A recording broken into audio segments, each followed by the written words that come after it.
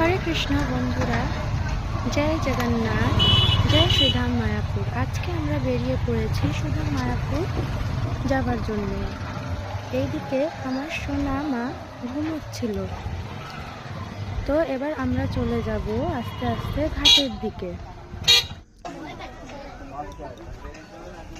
আমরা ঘাটে প্রায় পৌঁছে গেছি।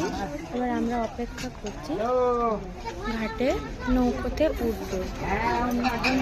এইদিকে প্রচুর রোদ্দুর ছিল, আর আমার সোনামা আমার শাশুড়ি নিয়ে আমার সোনামাকে দাঁড়িয়েছিল, আর আমার সোনামা আমায় দেখে শুধু হাসছে। আমি কথা বলছি শুধু হাসছে দেখে। তারপরে আমরা ঘাট পার হয়ে চলে এলাম। এবার সামনে টিওবিপি দেখা যাচ্ছে আপনাদের, আর এই দিকে নামহট্ট ভবন প্রায় সামনে দিকে চলে এসছে। আমরা টোটোয় করে এবার নামহট্ট ভবনে নেমে পড়ব। এবার ওইখান থেকে যাব গুরু মহারাজের দর্শন করতে, অভিষেকে। এবার আমরা চলে এসেছি গুরু মহারাজের দর্শনের কাছে। এবার আপনারাও দর্শন করুন। হরে কৃষ্ণ, জয় গুরু মহারাজ।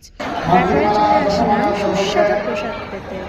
এখানে হাজার হাজার ভক্তরা নামহট্ট ভবনে প্রসাদ পাচ্ছিলেন, আর আমাদের প্রচারক নিতাই নটরাজ নিজের ফ্যামিলিকে নিয়ে আমাদের সাথেই প্রসাদ পাচ্ছিলেন। তো আপনারাও দর্শন করুন।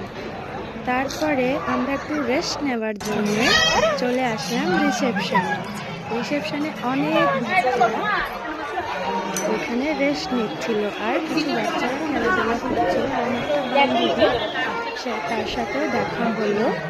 আমার ছোট্ট সোনামা নিয়ে রেস্ট করে করে শুধু আসছিল দেখে। এবার চলে আসলাম মন্দিরে। শ্রী রাধা মাধব কি আসছে কি জয় হোক। আপনারাও দর্শন করুন সুধাম মায়াপুরের রাধা মাধব রাধারানীর অষ্টসখী। হরে কৃষ্ণ।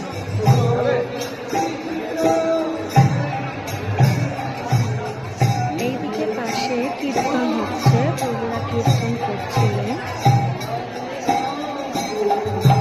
আপনারা দেখতে পাচ্ছেন।